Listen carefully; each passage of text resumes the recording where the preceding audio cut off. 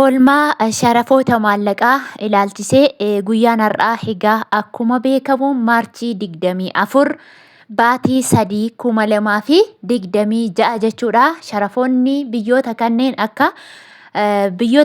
akka Kuweet Diinaarii fi Dubaay Diraam, Saawudii Riyaalii fi akkasuma Ameerikaa Doolaar, Awustiraaliyaa Doolaar, Kanaadaa Doolaarii fi dabalatallee Yuuroo kanneen akka Swiss Firankii fi Paawundi Sterlingii Chaayinaa Heewaanii dabalataan illee Turkii Riilee fi Joordaan Diinaar kanneen akka Bahariin Diinaarii fi Ijipshaan Paawundii akka Israa'el Shiqilii fi Indiyaan Ruubii kanneen akka Kaatar Riyaalii fi Yemen Riyaal biyyoota kanneen kan isiniif qabadhee dhufeetiin jira. Nagaan isiniif haa ta'u hordoftootaaf jaallatamtoota kabajamtoota maamiloota kiyya ani nagaa kooti nagaa guutuu nagaa irraa afaan qaba.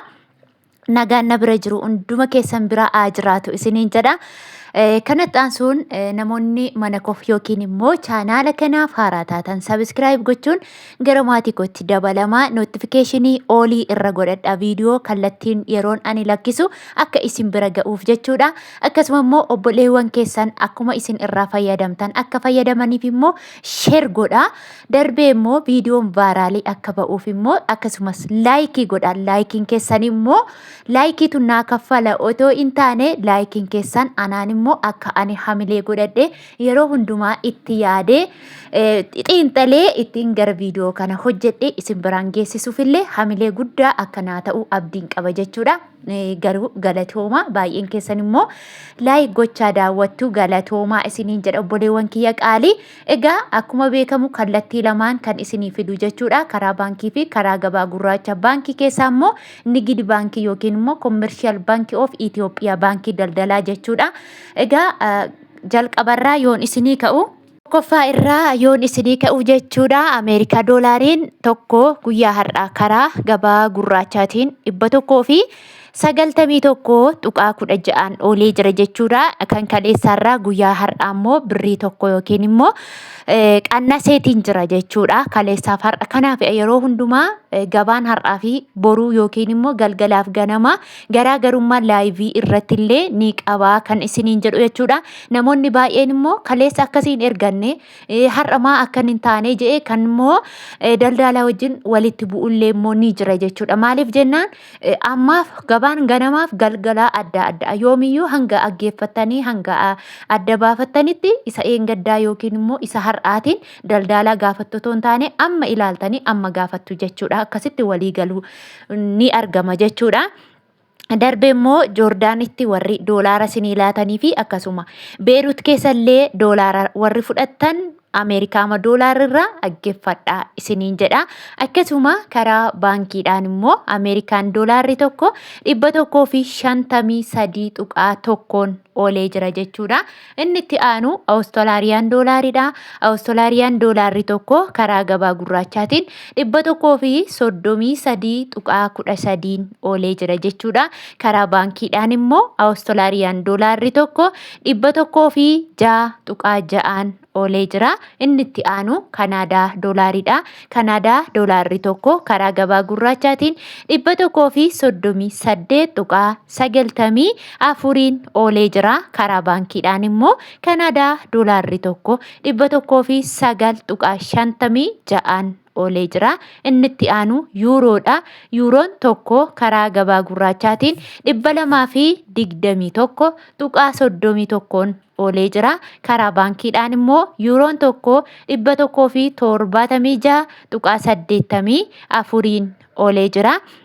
Akkasuma Swiss Frankiidha. Swiss Frankiin tokko karaa gabaa gurraachaatiin 242.36 oolee jira.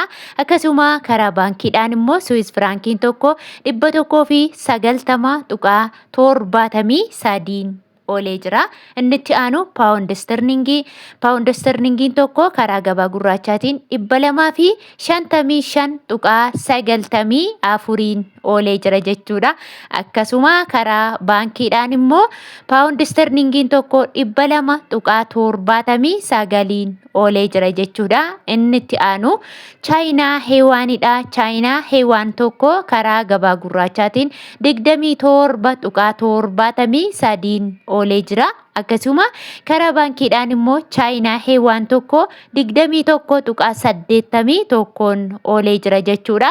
Inni itti aanu Turkii riileedha. Turkii riileen tokko karaa gabaa gurraachaatiin 4.29 oolee jira. Akkanuma Oman riyaalidha. Oman riyaalli tokko karaa gabaa gurraachaatiin 497.1 oolee jira. Akkasuma inni itti aanu mootii birrii sharafaan sadarkaa tokkoffaa irratti kan argamu Kuwait diinaaridha. Kuwait diinaarri tokko karaa gabaa gurraachaatiin 623.41 oolee jira jechuudha. Akkasuma karaa baankiidhaan immoo 489.88 oolee jira. Inni itti aanu Dubai diraamidha. Dubai diraamni tokko karaa gabaa gurraachaatiin 52.4 oolee jira jechuudha.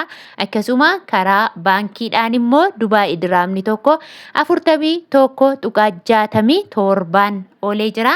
Inni itti aanu Saudi Arabiyaa riyaalidha. Saudi Arabiyaa riyaalli tokko karaa gabaa gurraachaatiin 50.90 oolee jira. Egaa akkuma beekamu guyyaa kaleessaaf har'a saantiba xiqqoo hir'isee jira jechuudha biyyi hundimtuu. Kanaafuu namoonni Saudi Arabiyaa jirtan fakkeenya guyyaa kaleessaa 21f adii ture, har'a garuu gara 22tti gad deebi'ee jira jechuudha. 22 jechuun riyaalli Saudi Arabiyaa tokkoon isaa 46tti deebi'eetiin jira jechuudha.